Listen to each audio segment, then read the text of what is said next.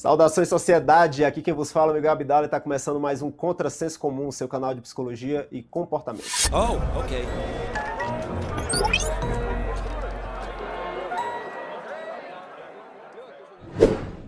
Hoje, nosso quadro de atualidades, onde eu discuto com a doutora Lidiane Queiroz questões recentes sobre a psicologia comportamental do mundo. E aí, Lid, como é que você está? Eu estou empolgadíssima, porque hoje a gente vai falar do Congresso Californiano de Análise do Comportamento, o CALABA. E tu apresentar-te lá e vai me contar um pouco da apresentação, das impressões sobre o Congresso. Eu sei também que ele é o segundo maior, só perde para a ABAI, nos Estados Unidos como um todo, e ele é o maior aí da região. Então eu acho que isso é uma coisa muito interessante. E esse ano a edição foi em Sacramento, que é pertinho de onde tu estás, né? Que é em Reno. Enfim, me conta do teu trabalho, da apresentação, do que tu vistes por lá, das impressões e, por favor, se tiver polêmica, conflito, reclamação, é o que eu quero saber. Pronto, pois hoje vai ter. De fato, ali o CALABA, o segundo evento, o segundo Congresso de Análise do Comportamento, o segundo maior Congresso de Análise do Comportamento dos Estados Unidos. Esse ano foi em Sacramento, pertinho aqui de Reno, então pude ir com um monte de colegas, teve a Universidade de Nevada estava lá em peso, e sempre é um congresso muito agradável, as pessoas são muito gentis lá no CALABA, já é a segunda vez que eu apresento lá, e sempre a recepção é particularmente agradável, é um congresso que tem o hábito das pessoas, depois de cada apresentação, muita gente lá falar com você, pedir seu e-mail, é um congresso muito focado em rede de relacionamento, né? São para pessoas se conhecerem, ele muitas vezes é focado, tem muitas estratégias e atividades feitas para pessoas se conhecerem. É muito comum a ideia de painel, que não é tão comum no Brasil, mas essa ideia de uma apresentação que é pautada em perguntas e dialogado com a audiência. Então você tem um mediador que faz uma pergunta e discute com os membros da banca e depois discute com a audiência. Então é um congresso muito agradável, adoro, sou fã. Esse ano pertinho ainda foi melhor ainda, no passado foi em Pasadena, perto de Los Angeles, e sempre é uma satisfação estar no CALABA. Apresentei lá um projeto ligado à minha tese de doutorado, Paper Session, apresentei 50 minutos, em breve está aqui no canal, para quem quiser conferir. E também a audiência é sempre muito agradável, sempre muito bacana poder apresentar lá, adoro o CALABA. Dito tudo isso, aqui para a gente ter umas fofoquinhas à parte, um comentário comum do CALABA, anualmente, sempre acontece, e esse ano não foi diferente, é que apesar de ser um congresso de análise do comportamento, é o Congresso Californiano de Análise do Comportamento, um congresso que tende a apresentar a ciência como um todo, normalmente ele é focado exclusivamente em ABA, na parte aplicada da ciência comportamental. É um congresso que os temas normalmente giram em torno da análise aplicada do comportamento. Então você vai ter uma diversidade de tópicos e temas apresentados no congresso, mas geralmente eles vão ter que ser relacionados de alguma forma com aplicação, com intervenção. Então você vai ter pesquisa experimental, mas com crianças no espectro autista, ou de alguma forma que eu consiga relacionar esses dados básicos para a intervenção. Você vai ter pesquisa sobre cultura, mas já em intervenções em grupo. Você vai ter pesquisas conceituais, mas geralmente ligadas a questões de ética ou como pensar a intervenção. E isso é uma questão ali que todo ano gera algum tipo de reclamação, mas que vem se mantendo já tradicionalmente ali no CALABA, e eu fico pensando o que é que achamos quanto a isso, né? É estranho, é um problema você ter um congresso que é focado num pedaço só da ciência? Tantas perguntas passaram pela minha cabeça, eu vou fazer todas elas.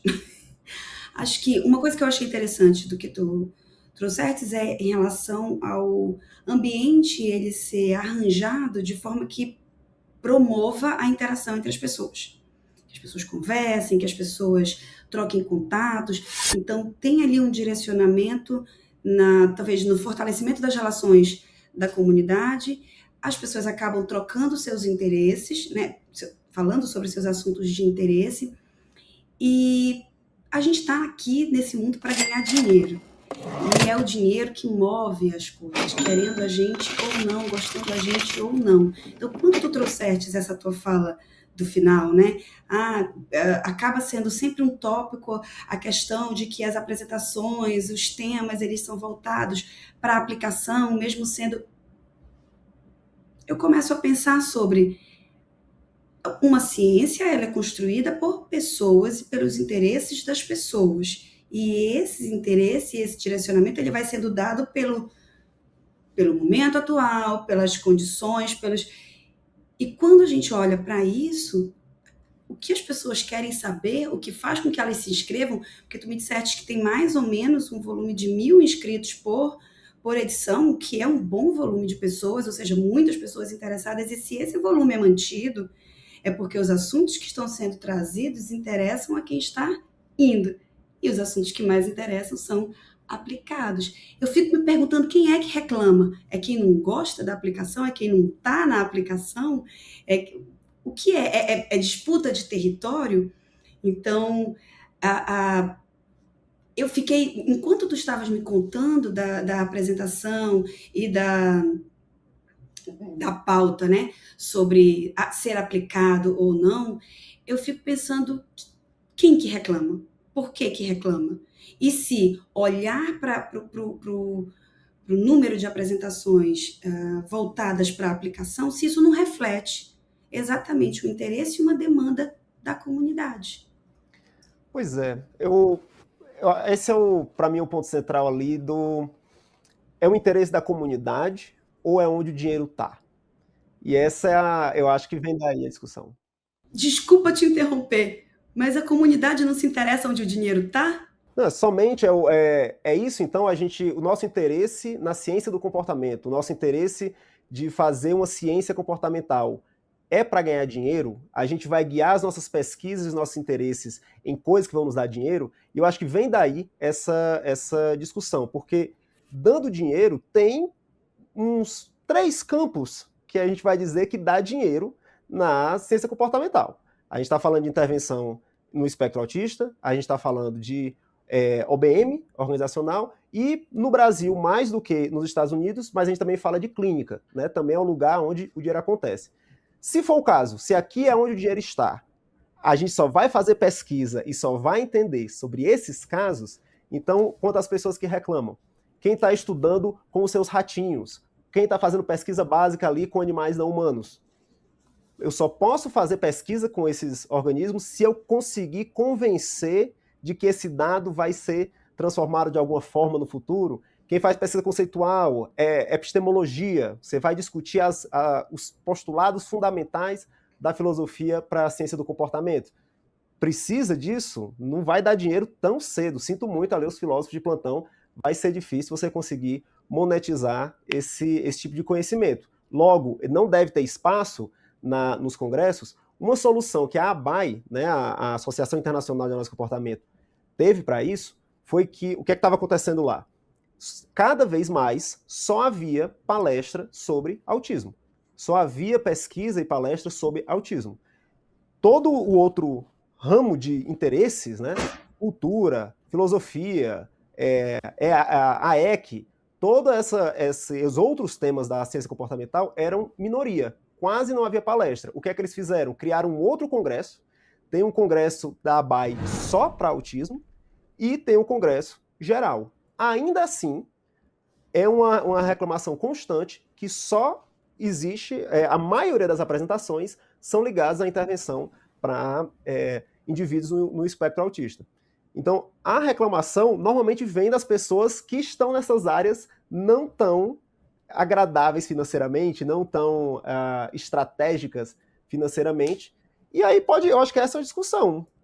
Faz sentido? Precisa a gente estar estudando essas coisas? A gente tem um vídeo no canal aqui sobre interbehaviorismo.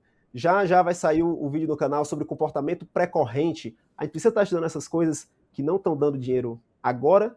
A gente devia pautar os nossos congressos dessa maneira. É isso que eu fico pensando, sabe? Vou voltar um pouquinho. A gente começou esse pedacinho falando sobre dinheiro. Acho que restringir essa discussão dentro do campo da análise do comportamento limita a nossa percepção. É olhar para como as coisas funcionam no mundo em que a gente está, gostando a gente ou não. Então, o dinheiro vai guiar? Ele já guia. É a disposição para observar os fatos como eles acontecem. Esse é um ponto. Obviamente que quem está trazendo para a pauta ou para a discussão é quem está se sentindo de alguma maneira prejudicado, perdendo espaço, território, de alguma forma. E em sendo uma pessoa que tem se aprofundado cada vez mais em análises estratégicas, em mediação de conflito, em emoldurar, eu não sei exatamente como é essa palavra, mas em como você emoldura um problema para tomar decisão a partir dele, o que me ocorre é bater de frente dizendo não queremos que pipipi, ti, pá, aconteça, vai acelerar o que quem está falando está com medo. Me explico. Se eu estou debatendo, dizendo, poxa, mas esse congresso agora só está tendo coisa de aplicada, não está mais tendo coisa... Se eu faço isso, o que eu devo pensar? Em como tornar o assunto que eu trago, ou as coisas que nós pesquisamos, interessantes para quem consome. Eu estou perdendo o quê? Eu estou perdendo audiência. Então, eu estou perdendo o quê? Interesse. Por quê? Porque quem fala da parte aplicada, seja ela qual for, ela está tocando diretamente e imediatamente numa dor presente. Quem está trabalhando ou trazendo pesquisas sobre filosofia, como pode relacionar que isso é importante para que quem hoje resolve uma dor imediata possa fazer de maneira robusta? Vou te falar da minha experiência quando eu assisto congressos e vejo, em congressos, quando eu vejo esses dois momentos. Um é extremamente interessante e o outro é extremamente desinteressante. Então, é como se estivesse em dois lugares, em dois opostos de uma mesma linha. E, para finalizar ainda a minha parte, aí eu te passo, em relação ao que a Abai fez, desculpa, discordo. Não sou ninguém, mas discordo. Em que sentido? Quanto mais você segrega, quanto mais você separa, mais você nicha, mais você isola. E aí o que acontece? Se eu separei para um congresso aplicado e esse crescer ainda mais, ora, veja, né? Se ele ficar ainda maior, significa que o outro vai deixar de existir? Então, acho que na minha um tópico de interesse meu atualmente tem sido estudar como ser uma boa solucionadora de problemas. E a gente erra em solucionar problemas ao identificá-los de maneira errada. Eu acho que essa é uma questão da comunidade, pelo menos que tu estás trazendo nesse momento, em relação a esse congresso, que é super interessante, que tem um monte de coisa bacana, acho que talvez esteja indo para um lugar onde alguns não estão gostando. Pois é, qual é o meu medo, né? Qual é o que é que me preocupa com essa questão da necessidade da gente divulgar ou estar atento às dores ali necessariamente da audiência? Eu sempre lembro de um exemplo que o professor Paulo Delage usa bastante, que ele diz o seguinte: não vou lembrar agora os nomes dos pesquisadores, mas havia esse pesquisador interessado nas asas da borboleta.